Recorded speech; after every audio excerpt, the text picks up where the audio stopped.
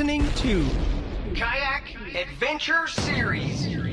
Kayak Adventure Series. This is where you choose your own adventure. You want to be offshore, you want to be shallow, you want to go up the You creek, want to have a kayak that is sophisticated. or a kayak that is simple. You get to choose your own adventure. Oh, looky there. That's a micro bag. I hope you brought the family. This is going to be wild. Hey, this adventure is going to be amazing.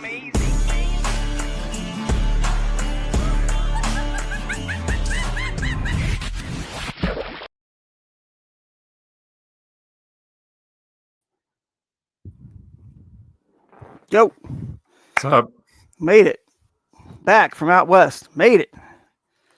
Yeah, that was a wild adventure, I'm sure. Yes, man. This is very much a kayak adventure series, sort of. I guess the reason that I love kayak fishing and exploring wild places. That's why I went out to Lake Havasu in Arizona, right, to fish that Bassmaster event. We talked about it last week. We got off the live, hopped on a flight with Jake Cook here, Northeast Ohio, and somehow put back on the flight carrying this. So that was crazy, wild.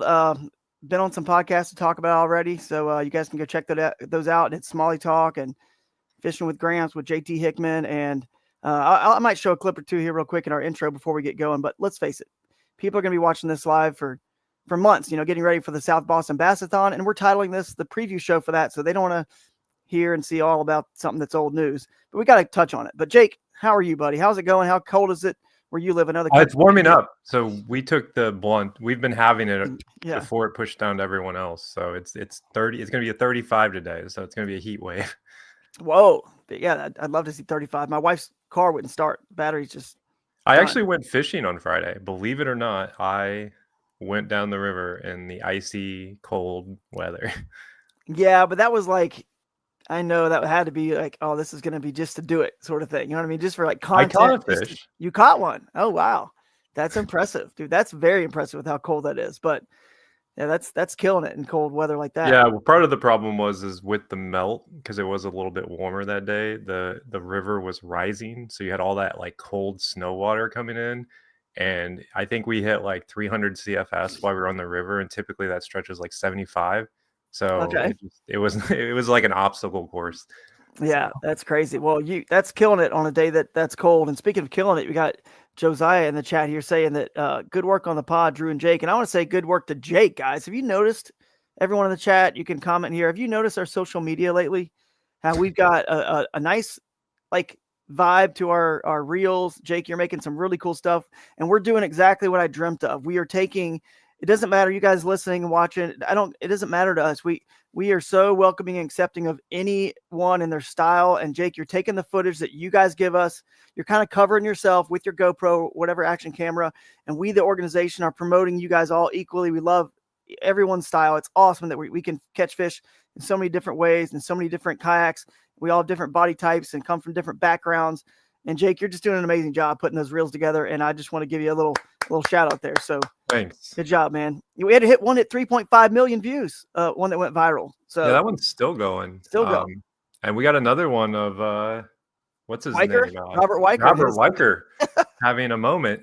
Having a moment out there. That was a cluster. Everything kind of went wrong in a little 30-second span for him. So that was a funny one. I think I saw it was like around 80,000 views. Maybe last time. I don't know. That's And if you guys have clips that you haven't submitted, we'll still take them. I don't even care if they're in a Kayak Adventure Series event, honestly. Yeah, just send it in. But ideally, if you haven't shared your stuff, this doc right here, clickable link, you can upload your footage and yeah, absolutely. Hey, thank you, Nakwa. Champs here. Appreciate that, guys. Let's show a clip so people can kind of see something. I'll share one that way you guys can see it. Let me show you the biggest fish catch from day number 2. You know what I thought was interesting about those clips, because I was spoiled a little bit and I've looked at them all. Here, I'll play this one. Is you're doing some urban fishing, and this catch in particular, you can hear a truck backing up. Oh yeah, there's. It kept throwing me off. I was like, wait, is the garbage truck here? I'm looking out my window and I'm like, wait. Yeah. Second cast of the day,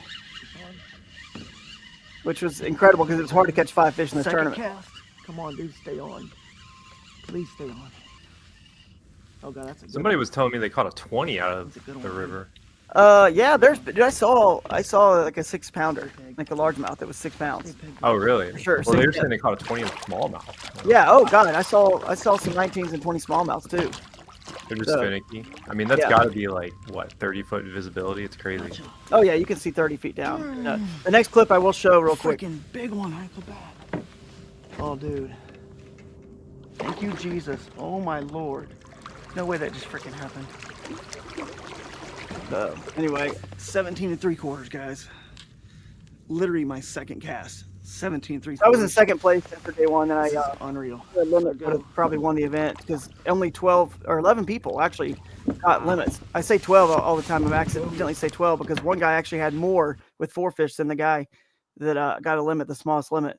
But That's I a will. pretty smallmouth too. Oh yeah, it was just gorgeous. But my fish mainly came from this school, and the school of fish that I found, I floated over on practice, and I'm real stealthy. I'm kind of casting into this school, this little area where they just kind of out in the middle. They were just kind of randomly behind a little depression, kind of sunning themselves. I got to pick my wedgie, of course, on camera here. You'll see that quite often from standing up and sitting down so much. And one of those in that clip I edited for you, I made you look good. I cut all that out. Got one. I have no idea. Appreciate it. Hang on. I'll go full screen here. You can see all these fish chasing it in. Watch all these fish right here. If this is the clip. May not be the clip. I've got one where there's just tons of them chasing it in, like following. There's a ton of followers, and there's always a bunch of them following it. Like in this clip, you can see one following it, 1 or 2 right there. See them? But there's some clips you have to go back and watch. I'm sure Bassmaster will post it, but there were about 15 fish in that school. One time, all like 12 of them came and followed. So it was nuts. It looks like a great spot to throw an A-rig. Dude, now, I mean, it's just yes and no. It's like they just won't eat anything but what I was using. But they were throwing that Z-Man Gobius on an 8-pound test straight braid sunline, and just working. It's just so calm, and the water's not moving, and you really can't throw anything big like that. I mean, they'll see you from so far away. I'll try to find it, and then we'll get onto the show here. Fish, I think it was like this was day 2. That was my first fish on day 2. Sorry, that's why I was on the wrong day. It was a day 1 fish, and it was like the first one I caught, I think, out of there. Here they are. They're coming up right now. I don't know why they're taking forever, but day 1. Here we go. Fish number. I think it was fish 1. Or fish number 2. Here we go. I think it's this one here, guys. If you can see, I got a bunch of smallies that just come chasing in, like 12 of them. And they were all 15 to like 18 inches out of the school. Every one of them was Bet good. you would have taken those. Oh, we're taking anything. 5 fish. Only, I think 6 of us, 5 or 6 ended up catching a limit both days. And my last fish, so you guys see the disturbance on the water there? If you go look, do you see that disturbance up there? Like I cast and watch this disturbance right by my shoulder. That is the bass. That's the whole school attacking where the line is entering the water. Because sometimes, if you guys seen bass and bluegill, they'll see that line just breaking the surface, whatever. They think it's a bug or something. They were up there like charging the line. So I just wound it fast and brought it into the school to get my bait to them. They were fired up. And then I got one to eat. And I think this is where you'll see like maybe 12. I think I counted 12 one time when I paused it, following in that little sandy spot right here. See them all chasing it in? Look at them all. They were just all following her. So, anyway. And eventually I get her in. But that's enough of that. You guys know the story. Went over there, then ended up, it ended up winning, and I caught the last fish with 20 minutes to go. My fifth. What'd you catch the last fish on? Cross-eyes jig on straight braid, 30-pound test in a little cut that had little stained water coming in from a dredging like sand pit pond or something that was like right there connected to the river. There's a little stain line, like a milky stain. And I caught one in practice there with throwing the same jig and on that straight braid. So that was one spot I knew I could use my straight braid bait caster, get the heavy action stuff out or medium heavy. And hey, I was using a new prototype for a signature series rod that I'm helping, Yak Rods design. So it'll be I don't know what we're going to call it exactly, but it's very exciting. And those are the first prototypes I'd used, and they were perfect. So shout out to Yak Rods on that. But let's get into the show, man. Let's get into the South Boston Bassathon. You guys, are you ready for this, Jake? South Boston Bassathon is going to be amazing. Somebody's going to have an incredible adventure and experience like I did out there, just going somewhere maybe they've never been, exploring a new cool place in this country. We're going to bring in our guests here, Melissa and Tamara from the city of South Boston. What's up, guys? Good morning. Good morning. So happy to be here. Yeah, we are so excited to welcome y'all to South Boston, Virginia. well, Not to be mixed up with South Boston, Massachusetts. Yeah, for sure. I've had a lot of people message me being like, I'm not going to Massachusetts. I'm like, don't worry. It's in Virginia. Yeah, let's face it. You're just excited for warmer weather. That's what you're really excited about. Talking about an event in your city when it's a little bit warmer than it is right now. What is the high today for you guys? It started out this morning when I got up with 17. Right now it's 24. Okay. Wow. That's Jake, warm. Yeah, Jake. And we had snow Compared to us. Yeah, we did have some snow last night. Yeah. Nice. I saw some video from Pensacola where it was just whipping snow. Like that was Right. That was crazy. So Crazy. anyway, but let's talk real quick. So I do want to apologize first of all because I'm going to pull in the website for the South Boston event, and I have all the rest of the event details ready to roll and put on the site. But because I won this tournament, my life was nuts for the last 3 days since I got home with interviews and media and all that stuff. So just so everyone knows, we will be getting all that information up probably like today or tomorrow. And I'm excited because the Staunton River State Park is going to be our official lodging partner, and there's amazing camping there. It's right on the lake, on the head of the lake, closest to your town, and it's just an amazing opportunity. Tell us about that state park and that area. Well, one thing about that state park, it is where the Dan and the Stanton come together as far as the rivers. But one thing that you might not know, it is listed as one of the 6 places in the United States designated as an international dark sky park, ideal for stargazing. So there's a place there where they bring in astronomers, and these astronomers are just incredible, where they're over there on their computer and it's turning their telescopes. Anyway, it's a great dark sky place where they really reduce their outdoor pollution, but they have a lot of it's a great outdoor place for your guys. Yeah, that's perfect. That's right up our alley. My wife loves, and my son, they're getting all into that. She just loves even taking pictures. She has her long lens, in her camera, her Nikon, and she's trying to find any drones around here or orbs or any of that stuff that was going on. She's trying to get pictures of them all. And anyway, it's something that she's going to be excited about. So I know she's going to want to come to this event with the kids, and we're going to have a blast. Can't wait to explore. And now you also said something that was intriguing. So is it called the Stanton River? Because I've always said Staunton. The way it is Stanton. It Locally, on it's where Stanton. you are. Mhm. It's where is it Staunton? It depends on who you are, like where. Oh, really? From. Yeah. Like it's the accent. We Yeah. call it Stanton. Some people call it Staunton. That's so weird because Yeah. I fish a lake for a city called Staunton, and they call it Staunton. Yeah, we have Stanton River State Park, Stanton River Battlefield State Park. Locally, that's the way it's pronounced. There's also a couple hours down the road of Stanton, Virginia, a town, which is also called Stanton. But that's just locally the pronunciation. Okay, perfect. Well, now we know we won't look silly calling it something else for the locals there. And you guys in the comments, we'll pull in any of your comments. I see lots of people online right now commenting and stuff. If you have any questions anytime throughout the show, just hit us up. But let's talk about other parts of your town that we're going to be utilizing, right? So we're going to be at the Prizery. Is that? Yeah, that's correct. The Prizery. Right. Oh, I'm so excited about this theater. I'm so excited. That was one of the things I loved about this concept, was getting to explore all these quaint downtowns, these revitalized cool areas. And your town is not, some big town. It's just cute. It's got enough of the modern amenities, for sure. But I just love that size town, and that theater is incredible. So tell us about that and where the festival is going to be, our festival, before we get into that theater for the awards. Yeah, we're just a small, like you said, quaint, charming little town. And within the town, it's 8,000, 37,000 in the county, but within our town, it's 8,000. But the Prizery is a building that's located within our historic tobacco warehouse district downtown.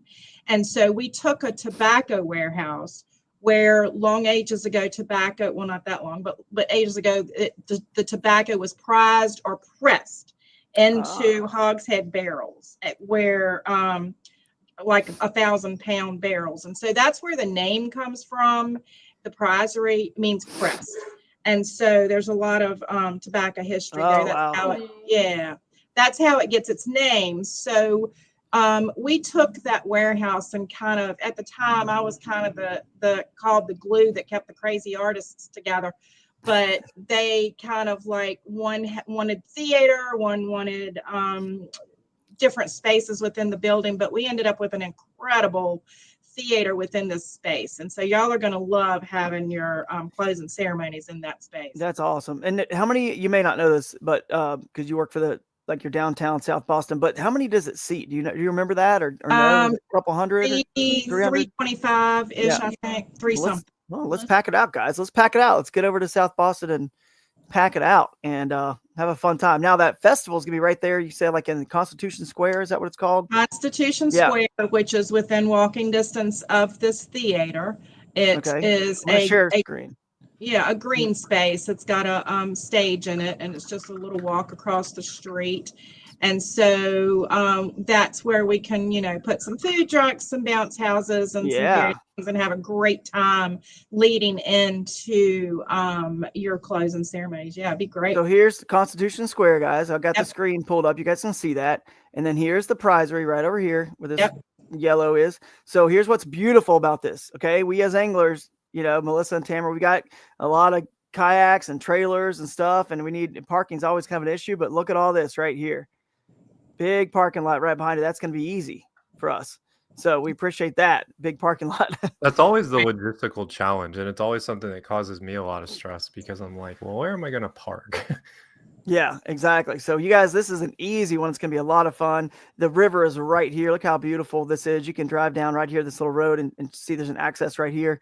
We may or may not have some kayak demos at this festival. If it's something you guys want to do, it's a little bit of a drive over there. Maybe get a golf cart. I don't know, Tamara, if you guys have any connections, a little ATV, someone in town can shuttle some people over there and test out a feel free kayak, or I say feel free because of the naming sponsor of this event. We have a manufacturer that supports every event, donates a kayak that we'll talk to Jake here in a minute from Feel Free, and raise money for autism this year in 2025. So through the Autism Anglers group. But anyway, we might have some kayak demos there of any of the brands that sponsor the Kayak Adventure Series. But that's cool. Now, if we decided, is this where we're going for an after party or the B.A.S.S. University brunch on Friday? I think it is, right? The brewery, Factory Street Brewing Company, is where we're doing our check-in as well as the after party. That's right. So we just walk right over to the brewery after the event's over. But our check-in and registration, if you still haven't registered, will be right here. So you can see at the Factory Street Brewing Company. You can see just how this is kind of like we've done it for a season now. This is all kind of like flowing and coming together. And you can tell, guys, with how close all these things are together in this town, the river, the brewery, the theater, like how there are just these perfect towns for what we do for the Kayak Adventure Series. You got great fishing nearby. It's awesome. We're excited about it. So I'm trying to think of what else we need to cover with you guys that you can think of. Opening ceremonies are also going to be held in the banquet hall of the prizery. So it won't be in the theater part, but it'll be upstairs the prizery where we'll have the brunch. Yeah, the brunch. Oh, the brunch, on Friday, the B.A.S.S. brunch. So that's in right. In the that'll be in the banquet hall of the prizery. In the banquet hall. Right. Okay. Opening ceremonies, brewery. And again, this all is written somewhere and I'll put it on the website. And then, B.A.S.S. brunch right at the prizery. So the point is, everyone, if you're paying attention here, it's all happening right there in downtown South Boston. So you guys should stay as close as possible. Let's all camp together. The more of us that can camp at that Staunton River State Park, I know I'll be there. They've got cabins. I would reserve them right now. If you're trying to get in on this, go reserve a campground site, a cabin right now, because part of the Kayak Adventure Series, the biggest part is the fellowship and the fun that we have together, right? As anglers and friends. So if we're all together camping, we can share resources. Hey, you got some extra line or got some baits or whatever, you guys can, all that can happen. Plus just the fun of being together. And so I'm excited that we've got a nice home base for everything here. And this is going to be a great one. Cannot wait. So thank you guys so much for your time. We cannot wait to be there and start seeing the registrations roll in. First 50 do get $100 gift bag from our sponsors $100 worth of products from our sponsors. We'll talk with one of those sponsors here in just a few minutes after we talk to Jake from Feel Free. Thank you, guys. Have a great day. Stay warm. Bye. Bye. See ya. Looking forward to it. All right, bye. Wow, that's exciting, man. It gets me fired up when I start looking at the satellite image and I just start envisioning all the fun we're gonna have and the drinks and the food. And but let's get this Jake. One's an interesting one because it's a lot more unknown. Yeah. Because there's just that lake too. Roanoke Lake is massive. I'm gonna pull Jake in here or Mark from Mark. You can nod your head. I can see you. You good? If we wait for like 10 minutes here, okay, he's good. Jake, I think it's good here from Feel Free. What's up, Jake? Hey, how's it going? Good, man. Excited to have you guys back on board. You guys were our naming sponsor or official kayak manufacturer for the Wisconsin River Fest, which was a hit. I mean, actually, we have a picture. Yeah. So yeah, Mike was there for the Bass Hunter, and that one, Roland came out to that one, and it was a good time. So glad you guys made it to that one, and everyone loved the kayak. You guys raffled off and raised a good amount of money that helped us for people were blown away by the wheel. That was the wheel and the kill is kind of like our known feature. That it's a patented thing, and you can easily get it in and out of the water. And it's been a feature that like a lot of people really like and a staple for our brand for sure. So I would agree. That's like what I think people would say first about Feel Free. But you've got a lot of other really cool innovation that I think if you want to share with us anything, if you have anything new that you guys announced last year or anything new that you want to share, this is the time you could do that. If not, we could just talk about, a couple of the boats or you could give us an update on how the company's doing because you're out of Asheville and you guys got hammered by, was it Helene? Was that the one? Yeah, we actually just moved warehouses. And that was primarily before Helene. We were planning to do that. So we moved our operation to Old Fort, North Carolina, which is about 15 minutes outside of Asheville proper. And that gave us the ability to open a Waterways Old Fort store, which is our retail side of the business. Okay. So it's super cool. So like we're in this little tiny town, 700 people, kind of cool outdoor little community, and we can bring the kayaks right over from where we warehouse directly over to where we sell them. In terms of new product for the year, the Lure series, the Moken series, and the Dorado series of kayaks are all staying relatively the same. We're just streamlining a couple of new colors, and then we're going to have a couple of limited edition drops kind of mid-year. The one product we're adding to our lineup this year is the Airship, which we kind of sneak peeked at ICAST a few years ago. It's taken us a little bit longer with production of getting like our tubes and some of our design and stuff figured out, longer than we thought it would be. But that's coming out this spring. So we're getting ready to head down to Florida to do a photo shoot with that in the next couple of days. Nice. Is that on the website anywhere yet or not yet? Not yet. No, we had it on there. There's a couple like sneak peeks if you search it on Google from like ICAST a couple years ago. Airship.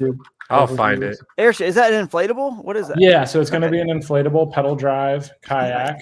Interesting. And the idea is like, it packs into about a golf bag size bag. So you could like maybe, you hear like we've been really following the Texas lunker hunt kind of content that's coming out over there in Texas where they're bagging some really big bass. Yeah. Like, it'd be cool to fly in for like 5 days, fish, get a rental car, not spend a lot, hit those lakes and then fly back out. So, hey, you can even win a tournament doing that, man. Yeah. I know a guy. I know a guy who just did that. So. Yeah. This is it, right? Yep. So that's Peter. He's our designer. Yeah. He's lives in New Zealand. Feel Free's manufactured over in Thailand. Inflatable technology. Yep. And it's that's inflatable. cool. That's actually really cool, man. Yeah. And the technology's been around for a long time. So it uses like an internal pod with an external piece. That's basically how your Coast Guard like tugboats are made. So it's kind of like where that material comes from. The pod floats without the inflatable. So if the inflatable lost air, you can safely get back. That's cool. Man, this is really awesome. marketed towards people who want to be able to have a full-fledged kayak that don't necessarily have a truck. Yeah. So a couple of our employees live in Austin, Texas, and they fish Ladybird Lake a lot. Oh yeah. Yeah. And obviously Ladybird's a really cool lake, but they live in like a housing situation where they can't store a 13.5 lure or a 12-foot Dorado or something. 10-foot kayak. So this is kind of the idea, was like they needed something they can pack up, and then we call it pack up and slay. So you can get out there, slay some fish, and then pack it up and go home. So that's kind of the audience. I'm very familiar with that lake. Yeah. Having lived in Austin for like 7 years. Yeah. Yeah. Jake knows. Yeah, it. Then, big ones. That's cool, man. Giants. If you don't, some people don't have the means to have a truck and trailer either. Like once you get into like our Dorado market, it's a full-fledged commitment. Like in terms of what all the sub gear you need, like car-wise, trailers. Definitely, like that, those inflatables draft really shallow too. So yeah, that's cool. That's very cool, man. I like that little hatch that was even like built in with the seat there, and that like pod that the seat's sitting on. Yeah, so there'll be 2 different pods. There'll be an angler pod, which will have like accessories for like your pliers, your like a magnet for your lure, stuff like that. And then there'll be like an adventure pod, which will be more like stuff for people that are maybe going to go to like the springs in Florida, kind of just want to, maybe fishing's not really like the necessity. So yeah, it's perfect, man. That's exciting. Well, cool, dude. And we're excited that you guys are going to donate. I don't know which boat you're donating. We don't have to figure that out now, but Bones, I don't know. Or do you know? I mean, so we're going to donate. In terms of the model, I'm not sure yet, but we're planning to have a couple that are custom painted. Oh, that's right. Colors, and those colors will be, hopefully the money will go toward the autism. So. Right. That's exactly right. It was going to be because you guys have already worked with, I'm glad you brought that up, because Bones did tell me you guys have worked with the autism anglers. If you actually go on autismanglers.org, or I think that's their website, then you'll see partners, and you guys are listed as a partner. And you guys had a custom autism anglers colored kayak done before, and you donated to them. So this is like right up your alley. You guys know those folks over there. So this is really cool that you're going to make a special edition kayak for the raffle to support autism. So let's get, let's raise, thousands of dollars at this one event for autism through that donation. So that's amazing. Thank you guys so much for that. And we are glad that Feel Free is back up and running. You got moved and everything's, okay. And all your employees and everyone's okay and safe from the hurricane. And we were definitely praying for you guys and appreciate you guys supporting the series. And we'll, if you have anything else to add, do it now. And if not, we'll move on to our next guest. Thanks, Jake. No problem. Thanks, guys. Have a great rest of your day. Appreciate your time. See you, buddy. Bye. Bye. Wow, that's cool. That airship's cool. I got to say, that was really it's definitely an interesting concept. Slick. Yeah, it is. It is. I really got into the inflatables this year, so it's crazy to see how far they're coming. Yeah, it is. And with the way our anglers fish and what they do, it's a really cool thing. I mean, they're starting to use inflatables more and more. So we'll see. At least having one, just in case you need it, sometimes. So let's bring Mark in from Finman Fishing. He's got a lot of cool little products he's working on here. What's up, Mark? How we doing, guys? Good, man. You're our sponsor spotlight for the episode here, and you guys were kind of on board last year and donated some of your awesome. Yeah, we joined in at the tail end of the series when we met you guys down at ICAST. So that was eye-opening to get into the kayak tournament side of things a little bit, and definitely excited to be working with you more fully this year. Yeah, I am too. So what's exciting is you guys are going to donate. I don't know what you can explain which product, or if it's a little sample pack of a couple or whatever. You're going to donate some of these. You can explain them, but basically every single gift bag, $100 gift bag, is going to have one of your products in it. And of course, we all have fishing rods, so we all need this product. It's perfect. So you can explain it a little bit more, get the terminology better than I can. Yeah, so we make line cutters and hook keepers. So this is our first product here. So this is a rod mounted line cutter, and there's a hook keeper in the tail. Looks like this right on the rod, but cuts mono, fluoro, and braid. It's got a snipper right up front for your mono and fluoro, and then there's slicing blade right here in the middle for your braid, hook keeper here in the tail. And then just like this jig has a weed guard, we put a line guard on the very front to make sure our line never accidentally gets into those blades, but makes tackle changes really quick and easy. You're not fumbling with any loose tools on the water just to change your tackle. I fish from a paddleboard a lot, and so talking about that airship, that sounds awesome. I love fishing from a paddleboard, and there's not a lot of places to be clipping gear leashes and everything too. So that's definitely where it's coming clutch for me personally. So yeah, for sure. That's cool, man. Very cool. I love that. So when I saw it at ICAST, I was very intrigued because it weighs nothing. It doesn't, add anything to the rod, and then everything you need is right there. And so if you just hop out and you're running the bank, just real quickly, jump out of my truck, go fish somewhere and practice, make a few casts in the bank whenever, you just stop and everything is right there that you need. Throw a couple baits in your pocket or whatever and run out there. And then the other thing I thought was cool is tell me about, so in California, I got a picture. We'll have to show it sometime of me looking super dejected in California or in Arizona when the California guys who I was staying with took a picture of me because I was tying up a drop shot. Well, Shane Lamont actually helped me. I was like, dude, I haven't done this in so many years. I want to make sure I don't mess it up. And he helped me with it. And I was like, drop shot? No, I know. I just was prepared with one. I didn't want to. And that's why they were laughing. They took a picture of me because I was just like, my head was down and I was holding the spinning rod like, oh God, am I going to actually have to throw a drop shot? Anyway, but that's what I loved about your keeper because it has a place for the weight to go. And so after we released multi-tool right there for the rod mount, we got a lot of feedback. People just saying, well, we love that we can put a hook keeper right where we want it. And I was like, well, I have some other issues with hook keepers that I'd like to solve. And so I took a design stab at solving some of those problems. So this is our other product here. So this is called Stow. It's like having a little tiny carabiner right on your rod. How do you get it behind my background? There you go. It's like having a little carabiner. So you can do exactly what you were mentioning. Drop shot weight. You have to do a little pretending with me right now. Pretend this is drop shot weight.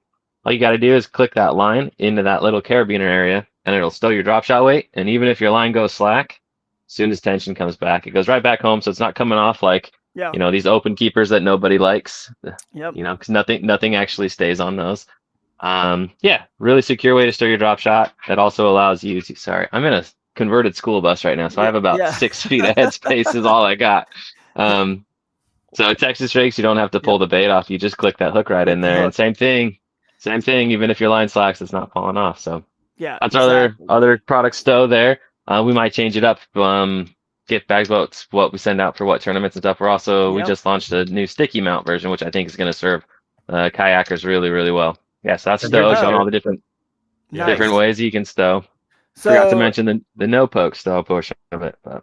Okay, yeah, that's great. So it safely hides the hook. So this is good for like if you throw your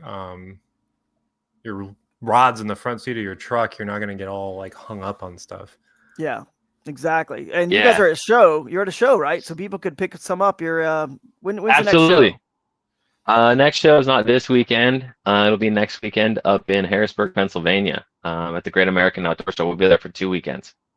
Perfect. That's our next one, and then we'll be over in Monroeville, then Indianapolis after that. Nice. Hey, that's great. You guys can pick some up there. Of course, you're going to get one set in your gift bag for the Kayak Adventure Series registration. And I cannot wait to see what new cool stuff you guys come up with, because you're all about solving problems and creating solutions in the industry, and that's why we wanted to connect with you guys. So we're excited about it. So when you have a new product, you need to use Kayak Adventure Series in our stage and our theater to announce that new product. That'd be really cool. Like, so and Marty asked how easy they are to change, and in my experience, they change super easy. So they're super easy to change. Here's how we show how to do the installs at the shows, because it's huge so everyone can see. But we just use these attachment bands.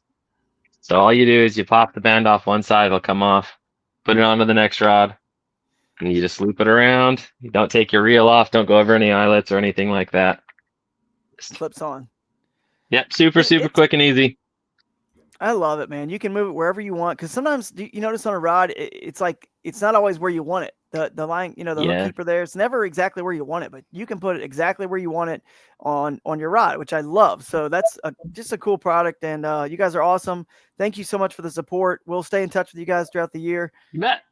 And if you have anything else you want to add now, then do it now, and if not, we'll roll on to the next guest. I was just gonna say, put it wherever you want. I started to put mine right above that very first eyelet. Seems hokey, but it's never in the way, because all your line slaps happening down here. Yeah. So, always out of the way.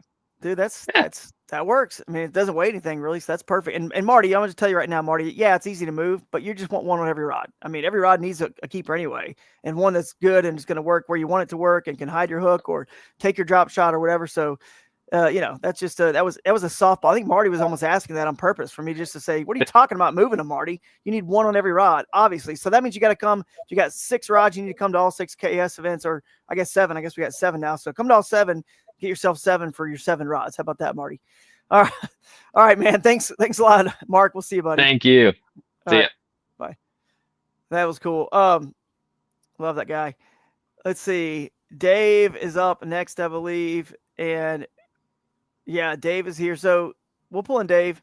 And what's up, Dave? You are. Explain. Are you a club director or do you just fish in a club?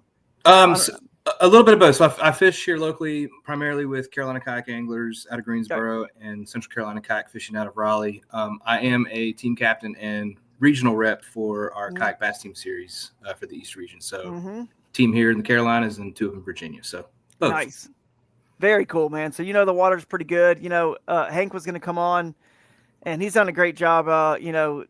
Writing our recap articles, and just helping. He worked on a press release, which we're getting out as soon as possible as well. It sounds awesome for 2025 season, but he's under the weather, so he couldn't make it. He was going to be on the show because he loves this, and he was a big part in getting. I want to shout out to about 9 local club directors that were on a big Zoom call, if you will, with me and Hank back in I don't know, man, this is 4 or 5 months ago. It was, yeah, because you were on that, right? Mm-hmm.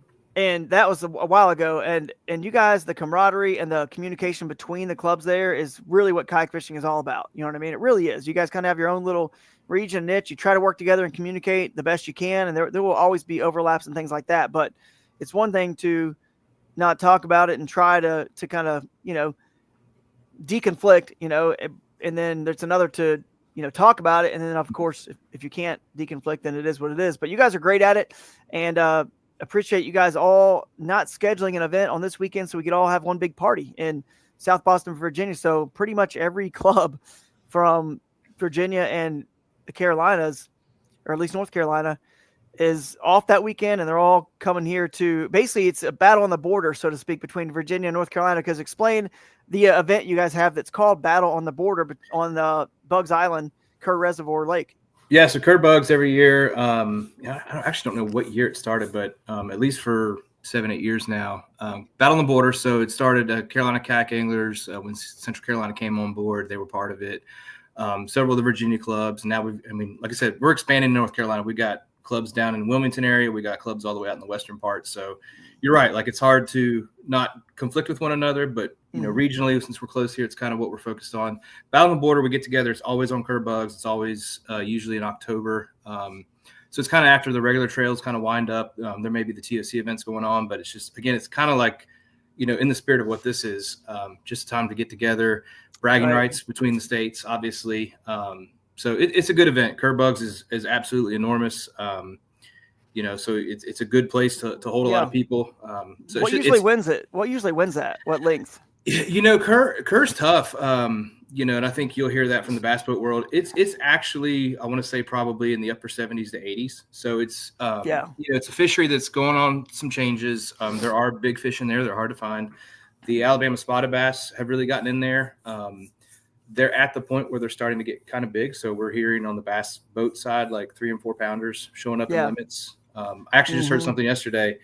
Typically on the bass boat side, it's 12 to 15 pounds, in the summertime, obviously if you're pre-spawn. But they're starting to, out of the blue, they're starting to see 20-pound bags show up there. So it's changing for the good.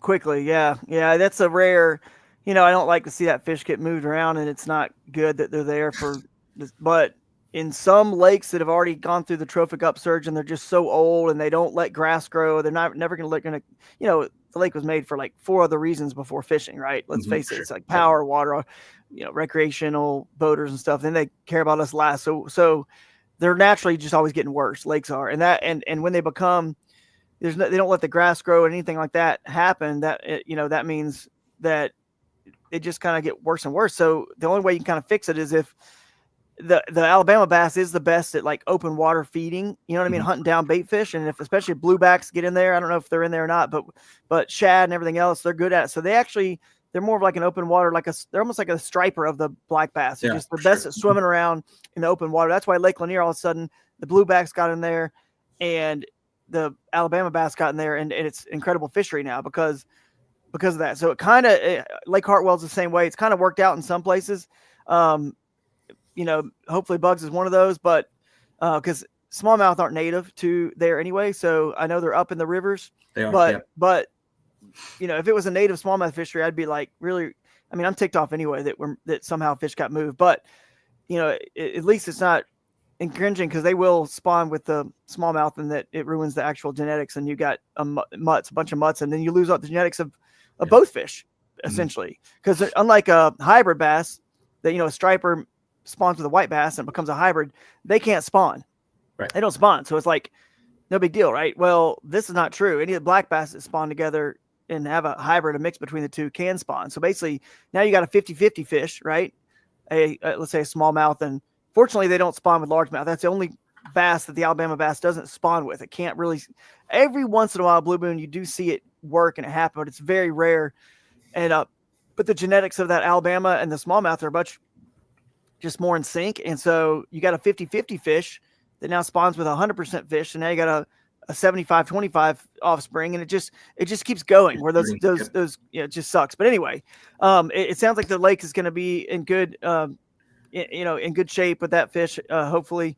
And, your largemouth are going to get pushed out more and more. I promise you that. But let's talk about the other lakes, because some of these other ones. And let's talk about, I'm going to pull up the map, because this is what your segment, because we had a couple other guys that were going to come on, but you know it all. You're the man for us today to talk about this stuff. So let's see. Hey, there's JL Scott. Hey, I sent you a message, man. I don't know if you got it, to see if you want to come on the show, but he may have sent me something back. I don't know. Somali chase a river bass, but anyway, let's see. I don't know where. Here we go. This is right here. Share. All right, boom. So here's the eligible water. We're going to talk about it all. We're going to start here down in North Carolina. This is Hyco Lake. Hyco Lake, yeah. So if I'm a little jazzed up about Hyco, it's where I cut my teeth kayak fishing. So I've spent by far more time on Hyco than any of these other lakes. Yeah, Hyco Tammany, Native American for great turkey buzzard. I always like to talk about that. Cool. That's what the name for the lake is. It's a power plant lake, 3,700 acres. It's got a single ramp right there at the campground. You see the marker right there. Yeah. Right there. Yeah. That's the only ramp? That's the only ramp on Hyco, believe it or not. Yeah, which is interesting now that, surprise. Get your motors ready. But Kayak Adventure Series, you can launch from any public access. So there could be another public property, you know what I'm saying, like on the lake that I don't know, there could be. Good luck finding it. Not that I'm aware of. Yeah. And you can throw it off that bridge, I guess, if you I think maybe. Yeah. As far as I know locally, it's the one and done. But don't let that deter you. It's such a great fishery. It's actually not that well known on the local kayak scenes. I think there's been 5 events to my knowledge on it. So CKA was the first in 2018. They fished in February, which is pretty tough. But since then, we've had 2 of the team series events, which I'm with Tar Heel Lunkers, so go Lunkers. And I shout out to Hank. Shout out, He wrote an article for us on Bass Trail about our championship event this past fall. So check that out. Appreciate you, Hank. It was great. Anyways, back to the point. CCKF has fished there twice in recent memories, once in the fall and once in the spring. So I'll just tell you, it's got a ton of fish. I say what makes it unique, it's the closest lake to Raleigh and Durham with houses on it. So, you hear Falls Lake, Jordan, Sharon Harris, no houses means no docks. And I think, it's just a unique place with docks everywhere. It used to get a ton of pressure as far as pleasure traffic. That's gotten a little better with things they've done to change that. But yeah, it's just, honestly, there's a ton of, small fish in there, but there's just as many good quality 17 to 20 inchers. It is hard to get a 20 or bigger for sure, but they're in there. What about this part of it? Is that here? A dam? Right so that's so that's technically After Bay. What they call After Bay right there. Yeah, this is a dam. That's a dam right there. Yep, dam's there. It separates the 2 lakes, but this is legal to fish, right? Because we saw a public boat launch on it right here, so we added it. It is with a disclaimer, and I'll follow up in the next week or 2. The last time I was there was in last spring. They actually had it drawn down and it was roped off and closed. I'd heard rumor that they're working on the dam on After Bay on the lower end. Okay. But I can't find any publications on that. So I'll dig into that and let you know in the next few weeks. Yeah, we're going to have to update our anglers on that closer to the event. Could have just been a temporary drawdown for some work. The like you're saying, the other one is Mayo Lake. Yep. So surprise again, another single launch lake. Right there, kind of middle lake. Yeah, right here. Yep. Both of these do have little campgrounds on them too, near the lakes, just FYI. But Mayo is an awesome fishery, a little bit clear water. There used to be a ton of vegetation in there.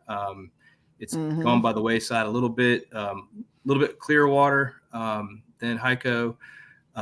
There used to be some giant bags in that lake. There were some boat tournaments that put out 30-pound bags. I think it's a little bit of a downturn, but I mean, it's got quality 18-inch plus fish in it. I fished it probably half a dozen times. I'm only, it's funny, I'm only probably an hour and 20 minutes from it, but Hyco's 20 minutes closer, so I fished that one. Yeah, exactly. That's interesting. We will have to make a call. Probably I'll go back and look at our rules and see. This looks like it's not connected, but we'll have to make a call and figure out because if that's like a little separate pond or something. Yeah, and I have actually been down to that arm. I'll talk to some guys here locally. We can. We'll have to. It looks like there's a pipe. There probably is, but I can see it there on the map. It's the way the KS rules read is if that pipe is, let's say you're going up a river or creek or something, and you get to, or even on a lake, and you get to a pipe like that, and on the other side it's no longer considered the lake on the map, then it's not in play if you can't get through the pipe, right, with the kayak. But if it's just a pipe and the other side of the lake is still considered the lake on the map, you know what I mean?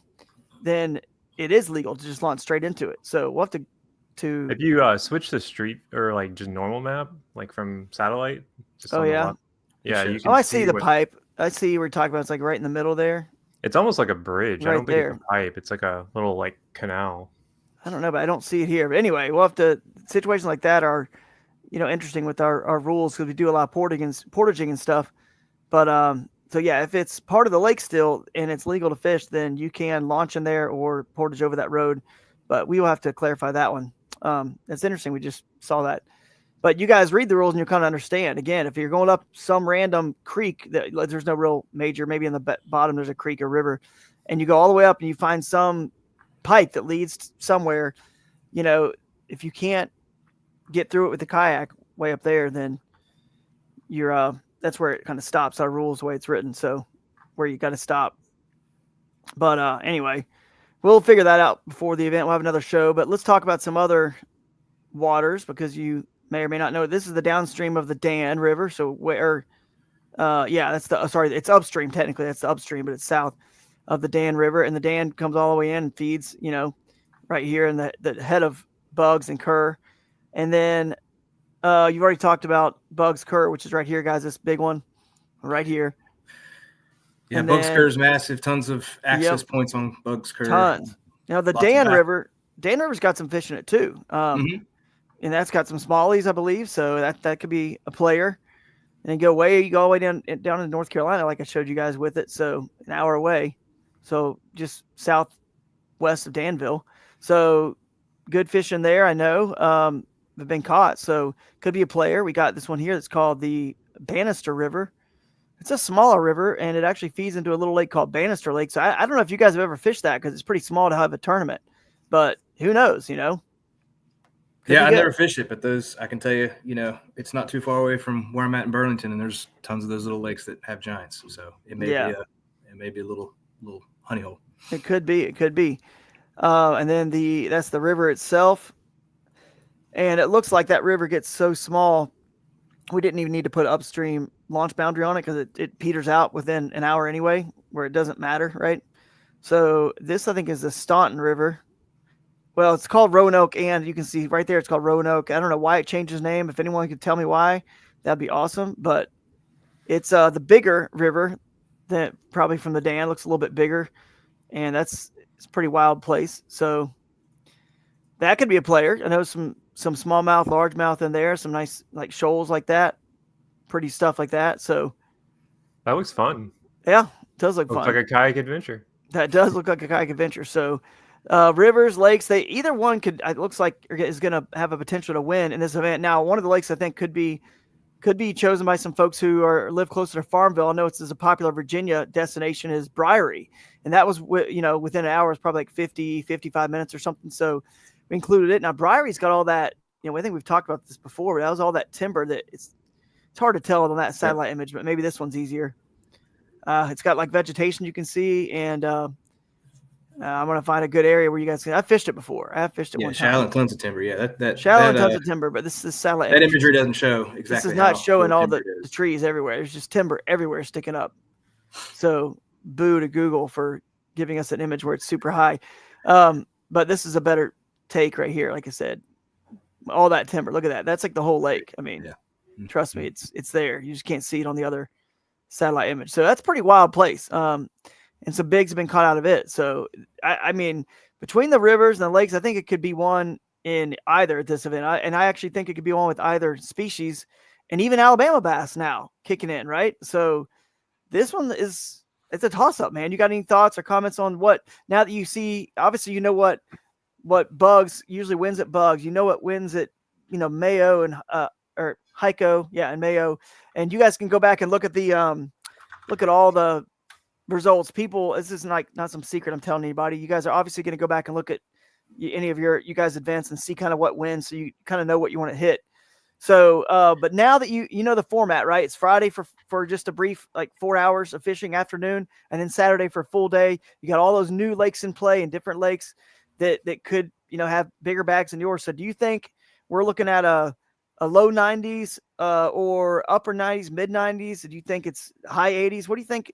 If you had to we're not going to hold you to this. So no, it's a good question. And I'll premise this by saying, when I saw this event, I was like, I don't know that you could get a more diverse selection of bodies of water. Cause you have huge reservoirs, you have, reservoir. I mean, a lot of fluctuation potentially this time of year. I mean, we're early May, we can get some rain events that can, cause havoc with some of the rivers and some of the flows.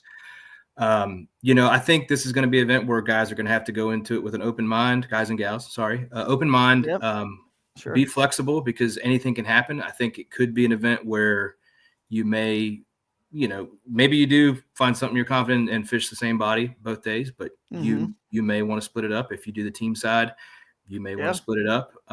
You got a lot of variables here. So given the time of year, obviously we've had a much colder winter so far. We'll see what happens. That could, delay spawn a little bit. We'll see. I mean, I know some of these lakes, there's still some spawning fish into late May.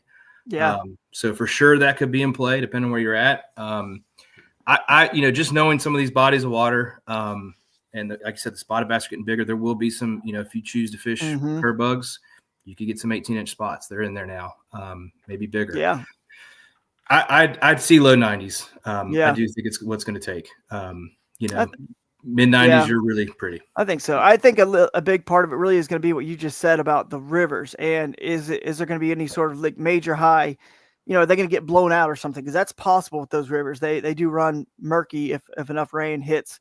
And that's the time of year where you could get some rain. So, but then again, if it's not just chocolate milk, the people that know what they're doing in rivers can go smash them when it's high and moving, because the water is going to be, that time of year fairly warm at that point. So fish are going to be aggressive and wanting to feed, and it's going to position them. So, and if they haven't spawned yet in the rivers, which is a little bit later usually, then yeah, you might get some real hungry pre-spawn. So, but if the rivers are blown out and you got to go in the lake, it's going to, maybe condense some of the anglers into some of the other ones, some of the lakes, and who knows. But I'm excited to see how it's going to all shake out. And the game we've created with Kayak Adventure Series, and how you guys all out there watching, you know your style, you know yourself. You're a creek river guy. You're a live scope lake guy. You're somewhere in between. You like a small lake.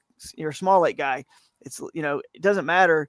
You got your choices here. You can kind of choose your adventure, as we say, a Kayak Adventure Series, and that's always going to be. Don't stress out, guys. Don't worry if you've never really done this about how many lakes are in play, because you just kind of have to figure out who you are, and you eliminate a lot of those waters right before you even get there. And then practice your 4 days, which will start 2 weeks prior, right? So 2 Fridays prior. Someone look at a calendar. Maybe I can pull it up. It'd probably be, let's see, what would that be? My calendar's giving me problems. 2 Fridays prior. April 18th, I think. Yeah, April 18th, maybe. It'll go on the website, but yeah, it'd be probably the 18th. And then you'll have 4 days to fish, and you guys choose which 4. So good luck. We appreciate your time, Dave. You've been great, giving us some good insight, and best of luck in the tournament. You going to fish it as a team as well with somebody, or just? Yeah, I'm definitely hoping to do the team thing. Haven't reached out to anyone. No one's hit me up yet, but I'll definitely pull that together and make it happen. And yeah, shout out, because I know, we're spreading the word with our local club. So if you're watching this, I'm sure go to kayakadventureseries.com. You'll see it all, but we'll be talking about it in our local circuits as well. So awesome. Yeah, I'm excited for it. South Boston's awesome. Cool little spot. This is going to be incredible. Got the GoPro guarantee, $7,500 at this event. So if the payout would have been $5,000 in the individual division, it's going to bump you up to $75,000. All you got to do is film with the GoPro, tag us, tag Kayak Adventure Series. All the actual details will end up in a little page on the website soon. And we need 2 of your 5 fish that end up on your stringer, 2 of them filmed. So, battery dies, things happen. I get that. We're not even asking for all 5, just 2. We just want to promote you guys on social, which Jake's doing a good job, and especially at the theater at the awards. So having those winning fish up there, at least 2 of those catches, your biggest one, will be awesome. And anyway, but thanks, Dave. We'll catch you later, and have a great week. Appreciate it, guys. Take care, Hank. Yeah, shout out to Hank there. Hopefully he feels better. I know being sick sucks, man. Anyway, yeah, that's it. We wrapped up in an hour. I don't know whatever else. Yeah, we did good. And we showed some of my fish catches from Havasu. So that was cool. Very cool. But yeah, let's look at any comments. We need to answer anything. I think we got most of them. Time. JT said he was going to get his Riverfest clips up, which will be great, because I was actually looking for some of his clips. I was like, didn't he catch a good one on a rat? I want to see that one. He did. Yeah, he got some good ones. So that's cool. And I did put the link for this. It's in the comments. I can. Is that for submitting for the submission portal? Yeah. And we've also got it on the website too. So hey, and we forgot a shout out, which is up there in the top right as always. On our way out here, we'll talk about Dustin Hoy. What's up, Dustin? If you're still watching, always appreciate you. Good morning to you.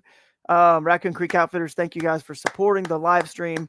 As always, go if you're anywhere in the region, a great place to go. Pick up a kayak, get a kayak rig. They're really getting good at rigging, dude. I'm telling you what, he's got that XTR from Bonafide. Dustin has, and he's got it. He's getting to get that thing dialed. I'm going to see him down on Kissimmee. We're going to fish the Bassmaster on Kissimmee. So I'm excited to see his setup, how it's looking. And I'm like really conflicted. I kind of want to fish that event, but that's a lot of travel. It's a long way away, man. You can always fly in. I can bring a shoalie for you. You just fly on in. Yeah. So I guess you don't really need a motor for some of those lakes either. You just paddle. I got an extra motor. If you ended up making it, let me know. I got the new Torqeedo with one battery, which is the size of, it's like 2, the old one. Yeah. So you have basically essentially 2 Torqeedo batteries. But yeah, let me know. Make it happen if you want to come do it. Thanks guys for the time. Thanks for all the comments. Thanks for the love, and we'll keep trying to grow this thing and make it even hopefully even cooler, bigger and better and cooler. We're trying our best here. Yeah, make sure you guys are submitting your footage if you guys competed in an event in the past. Just throw it up on that form. Make sure you put your name on it though. I've had and even like your social media handle as well, because that way I don't have to hunt people down, because that's been the hardest part. Yeah, for sure. I think next week we're previewing the so I see the Susky event from Bronzeback Bass, and I think we're previewing what is it? The probably the Great Midwest of Us. Wow, it's already Great Midwest of Us time. Yeah, and that one is I think that one's gonna be a really popular one. We gotta get too. We're gonna have to get some folks on there, like some cool. Let's see. Oh yeah, so this is a Wild Whitehall clip. Yeah, this is a cool clip, and the reason why I like this clip is because it's different. He's out there fishing his style.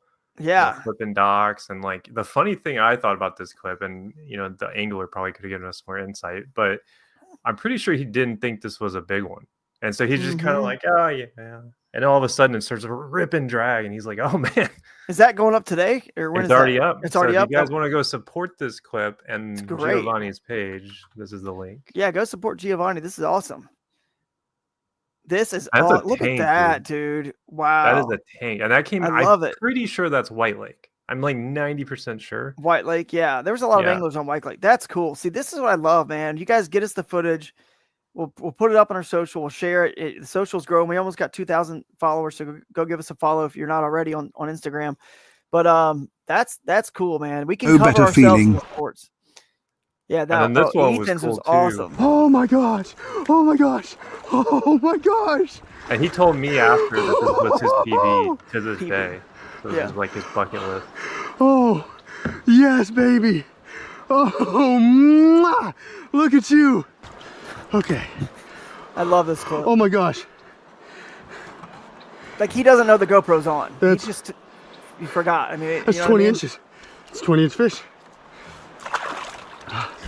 It's so genuine. Like the one that Andrew posted too, we know from Kentucky, when you guys posted that, go check out that one too. He's like, we're going to the top, girl. You and me are going to the top. It was awesome. He's fighting that smallmouth. And he's like, I love that you guys are covering yourselves so well with the Naqua battery packs, guys. It's so easy.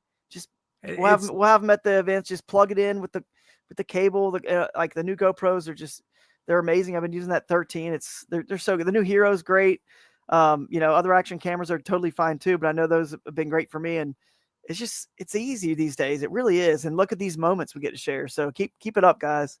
And what's crazy too is like, there's a lot of people don't realize what a big boon it is to catch a 17 to 18-inch fish. Oh yeah. Like it's huge in my event. Everyone's like, oh, that's not a big one. I'm like, Havasu. well, in a tournament it is.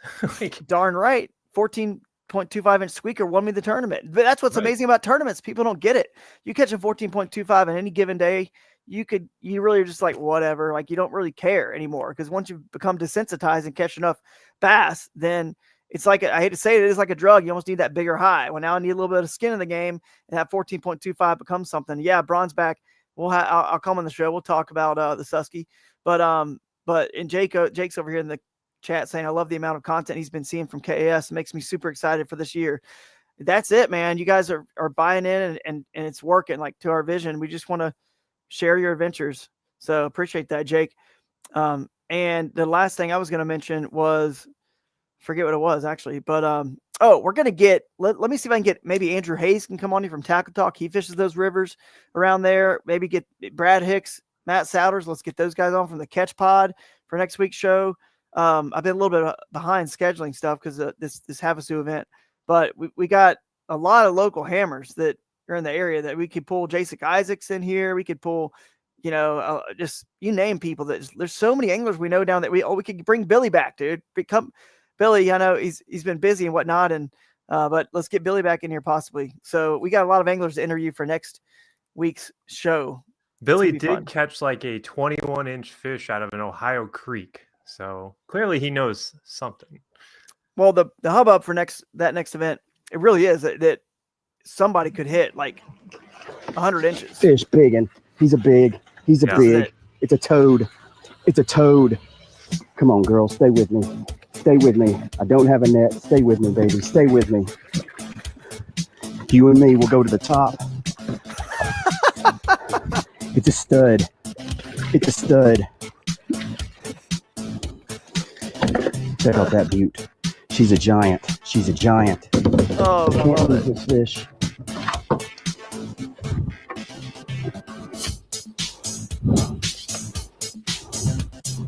Quick measurement, 17 on the dot. I love it. I got to get my phone. See, that's a big one in a tournament. That is a big fish. How many fish? I think I got the photos. I fished that. What a beast of a fish. Thank you so much, good sir. Thank you for playing the game. All right. Well, that's a good way to end it, man. I appreciate you, Jake. Keep crushing it over there on the social side. We'll keep doing what we can over here on our side. Thanks again to everybody at part of the Kayak Adventure Series team, all the anglers, Josiah, our high school division, I don't know, manager, intern. He's doing a great job. He's doing awesome. Appreciate him. But yeah, we'll catch you guys at the next one next week. Same time, same place, talking about the great Midwest of us. And this was a good preview for South Boston Bassathon. And I cannot wait to get there at that brewery, that theater, all the cool stuff there in that town. So I'm excited. We'll see you guys next week. See you, Jake. Stay warm, everybody. Later.